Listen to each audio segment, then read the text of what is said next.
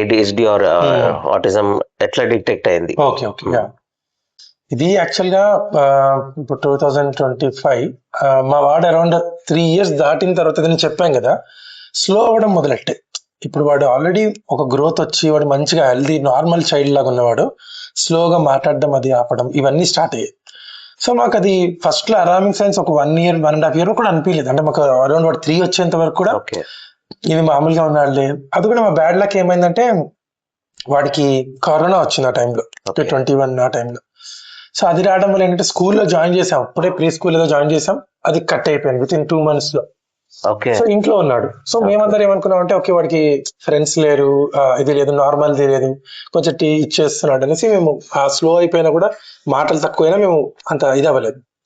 But after 3 years అప్పుడు మేము కొన్ని చూసాం సిమ్టమ్స్ డిఫరెంట్ అని. దాన్ని మామూలుగా టెక్నికల్ టర్మ్స్ లో రెడ్ ఫ్లాగ్స్ అంటారు.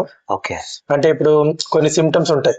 ఇప్పుడు వాడికి నేమ్ పిలిచినా కూడా అప్పుడప్పుడు పలకపోవడం, ముందు పలికేవాడు ఇప్పుడు పలకపోవడం, ఏదో హ్యాండ్ ఫ్లాపింగ్ లాగా చేయడం, ఇలాంటి కొన్ని సిమ్టమ్స్ ఉంటాయి. ఇంకా ఈ సిమ్టమ్స్ ఎట్లా ఉంటాయంటే ఐ కాంటాక్ట్ చెప్పడం, ఇది one of the major thing మాట. అంటే ఇప్పుడు పిలిస్తే మనం చూసి మాట్లాడలేడు, ఐ కాంటాక్ట్ ఎక్కడో చూసి మాట్లాడతారు అనమాట.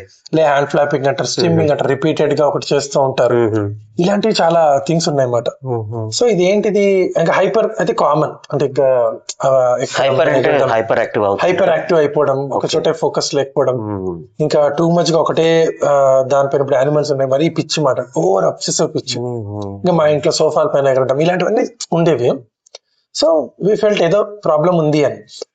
ఇప్పుడు మాట్లాడడం పోవడం అంటే ఇంట్లో జనరల్ గా పేరెంట్స్, ఇప్పుడు మేము పేరెంట్స్ తో ఉంటాను, వాళ్ళు ఏమంటారంటే ఎవరో ఒకరి చుట్టాల్లో మా అక్కకి కొంచెం లేట్ అయిందనో, లే ఇంకెవరికో రెఫరెన్సెస్ ఇస్తారు, నీకు కొంచెం లేట్ అయింది నడక, సో ఏం కాదు 3 years కదా అని. సో దీనివల్ల ఏమవుతుందంటే ఒక విధంగా వాళ్ళు ధైర్యం చెప్పాలని అనుకున్నా మనకి డిలే అయిపోతుంది. సో బెటర్ ఏంటంటే ఈ రెడ్ ఫ్లాగ్స్ అవి అన్నప్పుడు, అంటే పేరెంట్స్ కూడా అందరికీ ఏంటంటే ఈ రెడ్ ఫ్లాగ్స్ ఏమైనా చూసినప్పుడు ఎంత ఎర్లీగా వెళ్తే అంత బెటర్. ఎర్లీ ఇంటర్వెన్షన్ అంటారు, అంటే 0 to 3 గోల్డెన్ ఏజ్ అంటారు. సో ఎంత ఎర్లీగా 2 years కి వాడు ఏం చేయాలో అంటే మనకు ఐడియా ఉంటుంది, నెట్ లో చూసిన ఏమేమి కిట్స్ చేయాలో 2 years వరకు. అది చేయలేకపోతే డిలే ఉంటే వెంటనే 2 years టైం కి స్టార్ట్ చేసడం బెటర్. ఇప్పుడు మేము చాలా మంది చూస్తున్నాం 2.5 years కి స్టార్ట్ చేస్తున్నాం. సో సరే మా వాడికి మళ్ళీ వస్తే టాపిక్. సో 3 తర్వాత మాకు అర్థమైంది, కానీ మేము అది కరెక్ట్, వాడికి ఏదో ప్రాబ్లం ఉంది, వీడికి ఇది ఉండొచ్చు అని సింక్ అవ్వడానికి మాకు 1 year పట్టింది ఇంచుమించు. అది కూడా కొంచెం డిలేనే. సో 1 year ఆల్మోస్ట్ తర్వాత మేము ఇంకా లేదు ఎక్కడో తీసుకెళ్లాలని ఇంచుమించు వాడు 4 అయిన తర్వాత స్టార్ట్ చేసాం, అదే ఇంకా థెరపీస్కి వెళ్ళడం ఇలాంటివన్నీ. సో అంటే సజెషన్ టు పేరెంట్స్ ఏంటంటే మీకు ఇలాంటి రెడ్ ఫ్లాగ్స్ ఏమన్నా మీకు ఎర్లీగా కనిపిస్తే వెంటనే డాక్టర్ కలవండి. అండ్ ఏ డాక్టర్స్ ని కలవాల్సి వస్తుందో చెప్తావా కొంచెం? అంటే ఎలా అంటే స్పెసిఫిక్ ఉంటారా వీళ్ళకి? అంటే ఇప్పుడు మీరు ముందు ఒకప్పుడు నువ్వు చూస్తుంటే అసలు అంటే కొన్ని ఇయర్స్ బ్యాక్ అసలు కనిపించేవి నార్మల్ మన హాస్పిటల్స్ ఉంటాయి. ఇప్పుడు డెవలప్మెంట్ సెంటర్స్ అని బోర్లు తయారయ్యాయి, అంటే చాలా ఉన్నాయి. ఇప్పుడు ఎవ్రీ ఏరియాలో ప్రతి ఏరియాలో మేమే చూస్తే, నాకు అప్పుడు గూగుల్ చేస్తే మా ఏరియాలో ఒకటి ఉండేది 4 years బ్యాక్. ఇప్పుడు చూస్తే మా ఏరియా ఇక్కడ ఇప్పుడు మనం చేస్తున్న ఏరియాలోనే ఒక 6-7 ఉన్నాయి రౌండ్ లో. సో మచ్ పెరిగిపోయాయి కేసెస్. డెవలప్మెంట్ సెంటర్స్ అంటారు. ఇప్పుడు మనకి ఆ డెవలప్మెంట్ సెంటర్స్ కి వెళ్ళొచ్చు, అక్కడ పీడియాట్రిషియన్స్ ఉంటారు, థెరపిస్ట్ ఉంటారు, వాళ్ళు డయాగ్నోసిస్ చేస్తారు, వాళ్ళు చెప్తారు.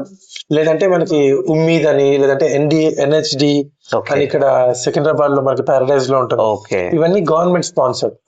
సో అవన్నీ ప్లేసెస్ కి వెళ్తే వాళ్ళు బేసిక్ ఒక డయాగ్నోసిస్ చేస్తారు, చేసి వాళ్ళ డయాగ్నోసిస్ లో చెప్పగలుగుతారు ఉందా లేదా.